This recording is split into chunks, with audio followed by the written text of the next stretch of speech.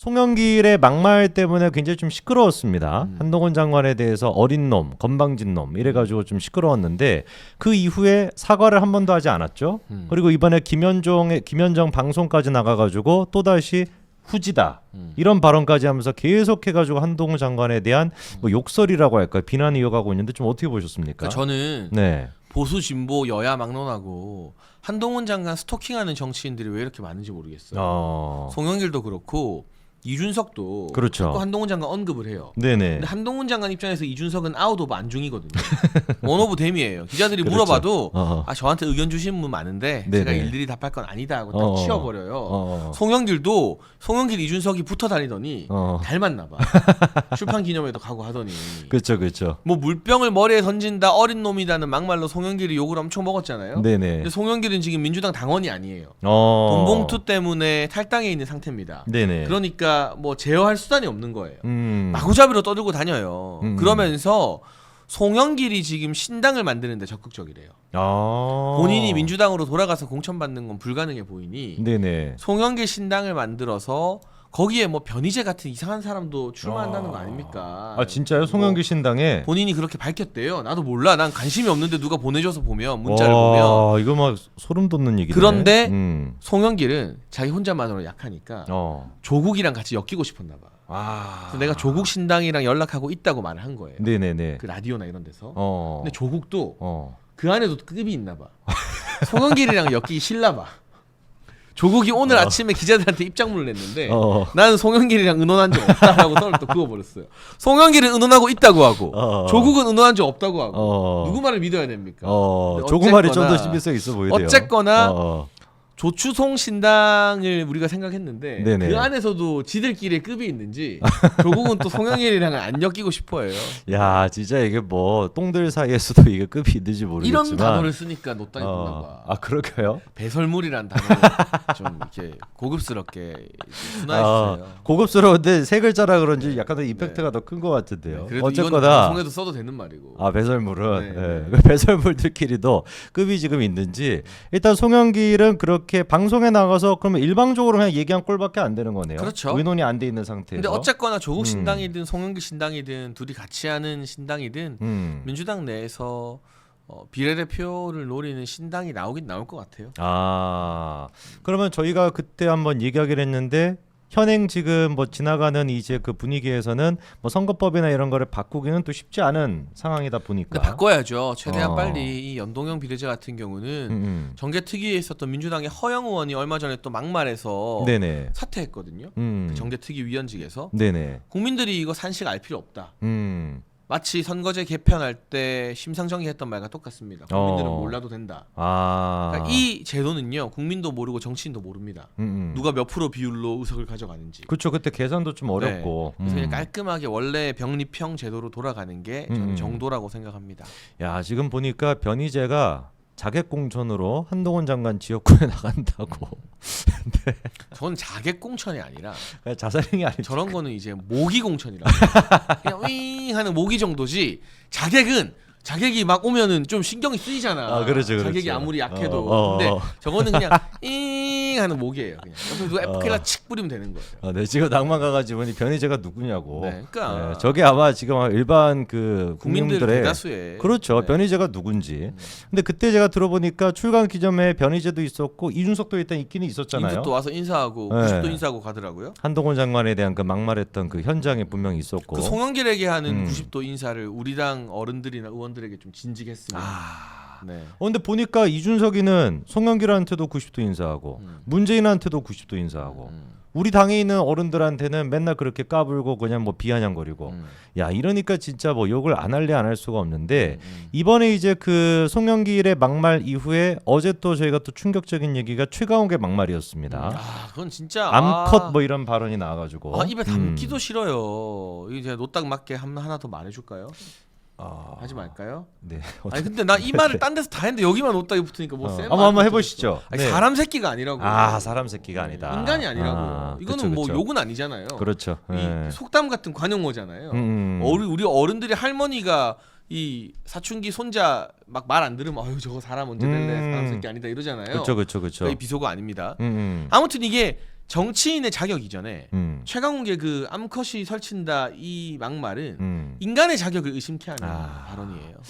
한마디로 진짜 사람 새끼가 아니다라는 말로 이게 되는데 근데 이게 좀 충격적인 게 그때 현장에서 암컷이라는 발언이 나왔을 때도 여성 의원들이 있었음에도 불구하고 별다른 반응이 없었고 근데 그 이후에 보니까 민주당 내부적으로 이번에 그 단톡방에서 뭐 썰전이 있었다라는 얘기가 보도가 됐습니다. 그러니까 이게 현장에서 마이크 잡고 앉아있던 사람 민영배, 김용민 네. 웃으면서 막 거기에 호응했죠. 네네. 아주 하하호호 난리가 났어요.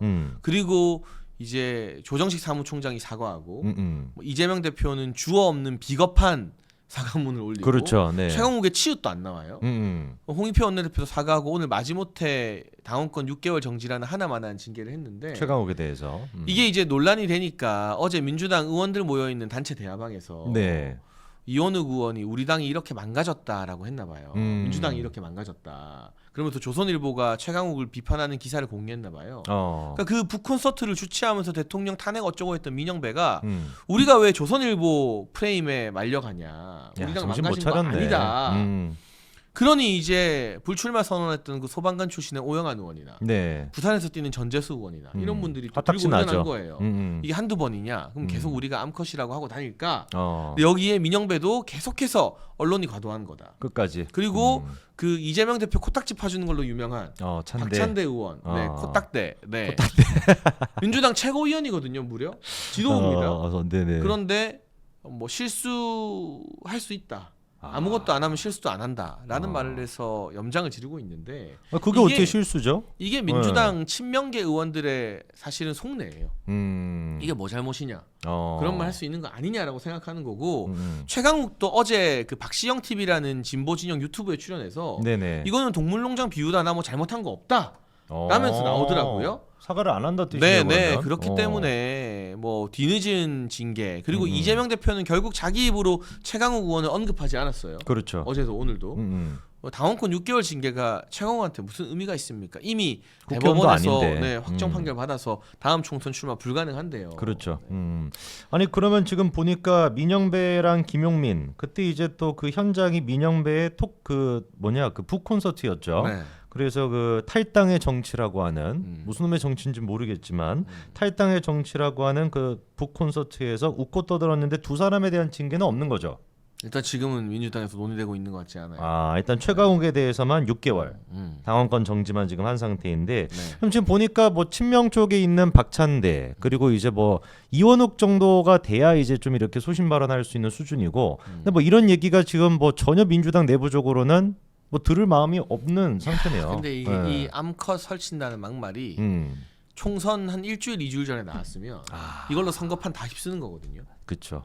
여성표 다 떨어지는 거예요. 근데 이게 민주당이 이게 예방 주사 맞았다 생각하고 막말에 대해서 강한 징계를 해야 되는데 저는 이재명이라는 한계가 있잖아요. 그렇죠. 이재명 자체가 막말이니까. 본인이 막말 끝판대장이잖아요. 그렇죠. 끝판왕이죠.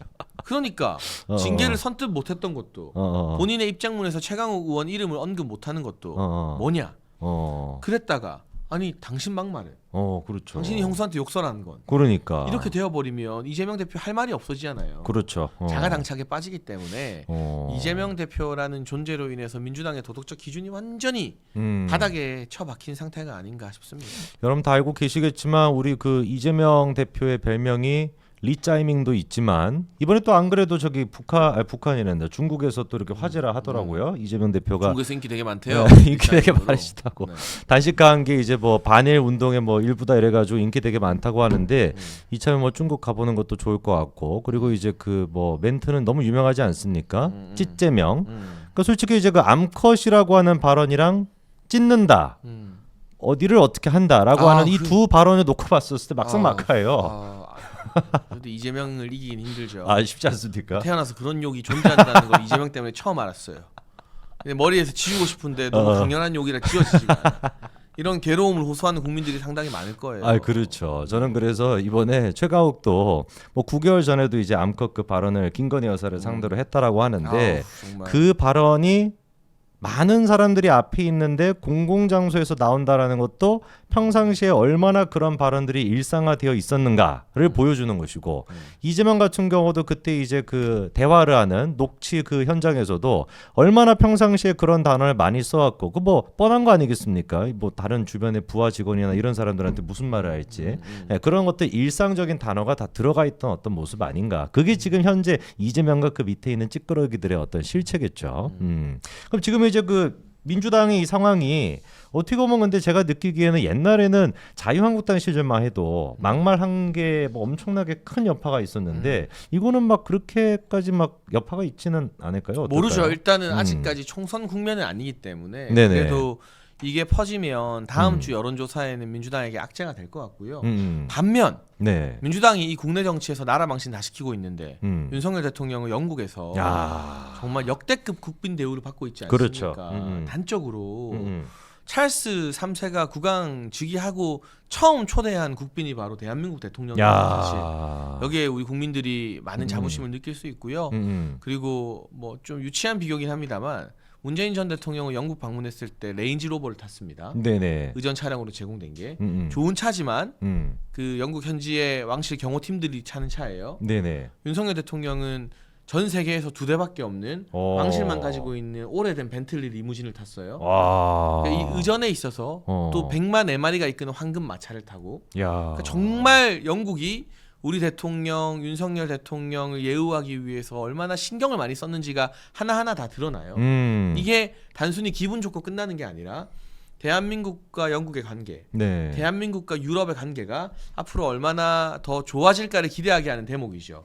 우리가 이제 대중 수출 비중을 줄일 수밖에 없잖아요. 그렇죠. 미중 갈등도 있고 중국에서도 이제 웬만한 생필품이나 이런 건 다 지들이 만들어서 지들이 써요. 그럼 필연적으로 중국에 팔던 걸 다른 나라에 갖다 팔아야 되는데 동남아나 이런 인도 같은 시장도 중요하지만 네네. 구매력을 갖추고 있는 전통의 강자 유럽과 우리가 그동안 아주 가깝진 않았거든요. 그렇죠. 근데 윤석열 대통령 시대에서 2년 연속 나토 정상회의도 참석했고 역대 대한민국 정상 최초로 네네. 이렇게 영국으로부터 극진한 대우받으면 유럽이라는 광활한 새로운 시장이 열리는 거 아닌가 이런 기대감을 가져도 된다고 생각합니다. 아니 이게 진짜 중요한 지금 지적을 너무 정리를 잘해 주셨는데 사실 대한민국 같은 경우는 수출 강대국 아니겠습니까? 근데 그 수출 강대국이라고 해도 이 수출의 어떤 대상이 중국의 의존성이 너무 높았고 일본에도 당연히 의존할 수밖에 없는 기술적인 한계가 또 있었는데 그거는 문재인이가 아시는 것처럼 일방적으로 그냥 뭐 끈다시피 했었고 근데 지금 얘기처럼 유럽 쪽에 대해서는 뭔가 그렇게 좀 부각이 안 된 측면이 있는 것 같아요. 맞아요. 네, 근데 이번에